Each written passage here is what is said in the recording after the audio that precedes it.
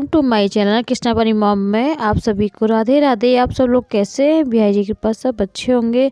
तो जी मैं भी अच्छी हूँ। तो थोड़ी बहुत सर्दी चली रही है, सभी को हो रहा है आजकल। तो बस ये आज मैं दोपहर में ये अपना जो शाम का काम था वही काम निपटा रही थी।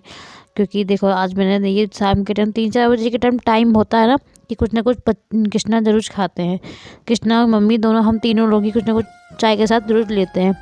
तो जी आज मैंने बनाई ये दाल की पकौड़ी। तो कृष्णा कह रहे थे आज पकौड़ी खाने के लिए। तो मैंने ये बेसन तो नहीं बनाई बेसन की, तो मैंने ना आज दाल की बनाई थी, जो कि मैंने दोपहर में भिगो दी थी। तो थोड़ी सी भिगोई थी, तो बस नमक मिर्चा डाल के दाल की पकौड़ी बनाऊँगी मैं। तो जी ये है उड़द की दाल। तो बस मैंने इससे ना हाथ से पीसी थी, क्योंकि लाइट नहीं आ रही है। तो आज सुबह से लाइट ही नहीं आ रही थी, तो ये हाथ से पीस ली थी। तो इसको ना अच्छा सा पेस्ट बना दूँगी, अच्छा डो बनाऊँगी। क्योंकि अगर इसका अच्छे से फेंटूँगी नहीं तो ये फूलेंगी नहीं। तो अगर मिक्सी में पीसती ना मैं इसको दाल, तो ये बहुत अच्छे से फूलती, बहुत ही सॉफ्ट रहता है इसका बैटर। तो मिक्सी की दाल की ना बहुत अच्छी पकौड़ियाँ बनती हैं। तो मैंने तो यही सोचा था कि मैं मिक्सी में बनाऊँगी, मगर वो लाइट ही नहीं आई। तो फिर सोचो कोई बात नहीं, तो फिर मैंने हाथ से इसको पीस लिया था। अब मैं इसको पीसते अच्छे से पानी डाल के, थोड़ा सा हल्का पानी की बूंदें डाल के फिर अच्छे से फेंटूँगी। क्योंकि जितना फुटता है उतनी ही सॉफ्ट बनेंगी पकौड़ियाँ। अगर आप फेंटेंगी नहीं इसको तो ये पकौड़ियाँ ना अंदर से बड़ी टाइट सी रहेंगी।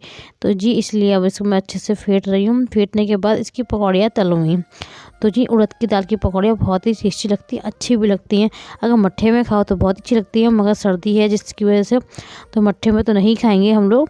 तो सभी को सर्दी है घर में, तो बस पकौड़ियाँ तल के और चाय के साथ सब लोग खाएंगे।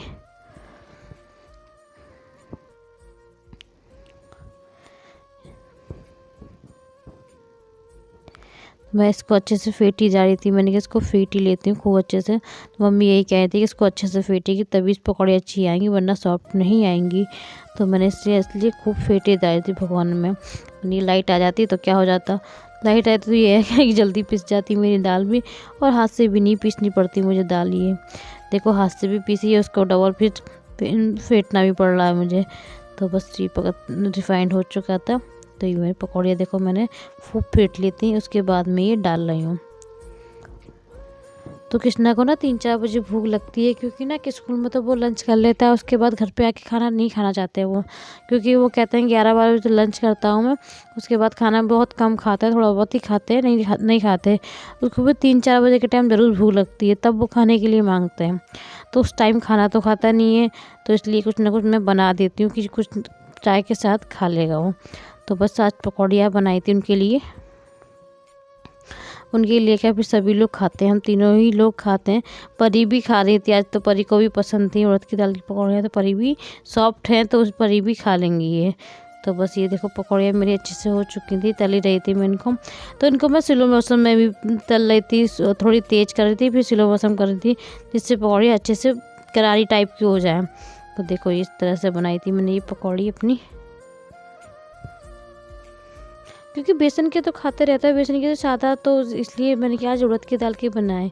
काफ़ी दिनों से ना खाई नहीं थी उड़द की दाल की पकौड़ियाँ।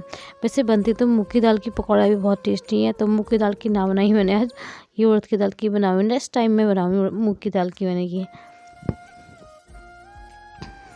तो ये चाय पकौड़ी बस बन चुकी है। तो सब ने चाय पकौड़ी का नाश्ता कर चुके थे। उसके बाद ये जो कपड़े मैंने सुबह ना हाथ से धोए थे, क्योंकि लाइट नहीं आई थी जैसे कि मैंने बताया था आपको। तो सारे कपड़े जो हाथ से धोए थे, क्योंकि धूप इतनी अच्छी नहीं निकल रही है, तो कपड़े कुछ सूखे हैं कुछ नहीं सूखे हैं। तो मैंने जो सूखे नहीं थे ना उनको मैंने छाट लिए थे। और ये जो तार जो बांध रखा है ना मैंने दलान में, तो इस वे सभी कपड़े में डाल दूँगी। इस पे हवा लगती है, बस इतना है कि इसमें पानी वगैरह नहीं टपक रहा। हाँ थोड़े बहुत रह गए, अगर कल की धूप लगेगी ना तो ये कपड़े मेरे सूख जाएंगे। तो ये कपड़ों का काम तो बहुत ही मेन जरूरी काम है इस टाइम विंटर में।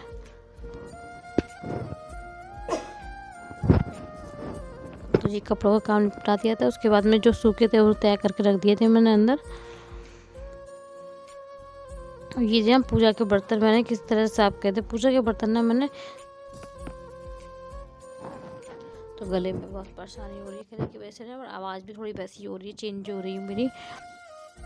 सर्दी जुकाम में पता है मेरे हंसी की बात यही रहती है कि मुझे बुखार वगैरह तो बहुत कम आता ही नहीं है बिल्कुल भी, मगर सर्दी भरना जुकाम खांसी तो पीछा छोड़ने का नाम लेता नहीं है। इस बार तो बहुत ही ज़्यादा परेशान सी हो रही थी सर्दी जुकाम के मारे। तो ये मैंने पूजा के बर्तन ना अपने ये तांबे के लोटे जो होते हैं ना, ये थोड़े अच्छे काले काले से पड़ जाते हैं ना, तो मैंने इसमें जो खटाई हम कैरी बना के रखते हैं ना घर में स्टोर जो करते हैं, बस वो मैंने एक कैरी डाल ली थी, उसी कैरी से मैंने ये सारे तांबे के बर्तन साफ कर लिए थे अच्छे से। तो ये जी पूजा के बर्तन में अच्छे से ये सारे सिंक में धो के ये डलिया बना रखी है मैंने, तो इसमें सारे बर्तन में रख देती हूँ। तो जी ये रहता है ना शाम तक ये बर्तन मेरे सब सूख जाते हैं। शाम को तो बस यही रहता है कि बस खाने के बर्तन जो होते हैं मेरे, अब दिया वगैरह लोटे वगैरह तो सुबह में यूज करती हूँ। तो जी देखो मेरी ये बिहारी जी की ड्रेस ना, ये भी मैंने अपने हाथ से बनाई थी, कैसी लगी आपको बताना ज़रूर। तो जी ये मैंने पिंक और वाइट का दोनों का मैचिंग बना के तो ये बनाई थी मैंने ड्रेस ये। और आजकल ना विंटर में मैं बस दोपहर में बैठ के यही करती हूँ कि बस ड्रेस ही बनाती हूँ। तो जी शाम ये कर रही हूँ मैं ना सरसों का साग।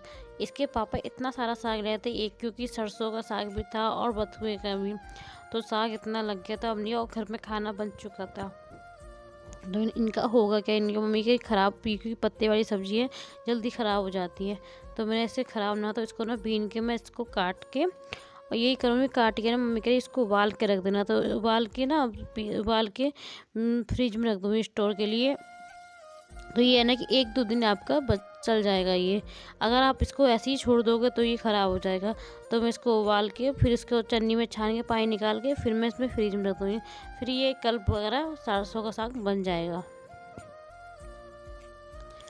तो मैंने अपने नमक थोड़ा सा 1 चम्मच नमक ऐड करके इसको एक सीटी लगा के फिर मैं चन्नी में छान के इसको भगोने करके फ्रिज में रख दूँगी, क्योंकि 1 आध दिन बाद साग बनाओगे फिर भी आपका ख़राब नहीं होगा।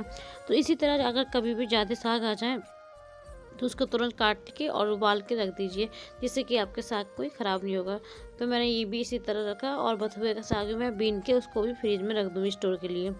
तो जी मैंने दोनों साग का काम निपटा दिया था। तो ये मम्मी बस ना दिया जो बनाते हैं ना बत्ती वगैरह थे, तो मम्मी इसको ना भिगो के रख लेती हैं। सुबह पूजा में देर नहीं होती, जिससे कि ना बनी बनाई होती है तो डिप करी हुई होती हैं। तो बस खाने में देखो ये बनाया था, आज बनाई थी मटर पनीर की सब्ज़ी। और ये शुक्र बना आज भी नहीं बनाई थी, ये ना सुबह बनाई थी। तो आज खाने में बस सुबह की सब्ज़ी थी, और ये देखो रायता भी बनाया था। तो रायते में प्याज टमाटर और ये पुलाव बनाया था। तो जी कृष्णा को बस खाना खिलाने जा रही थी मैं। तो आशा करती हूँ आप सभी को मेरा ब्लॉग पसंद आया होगा।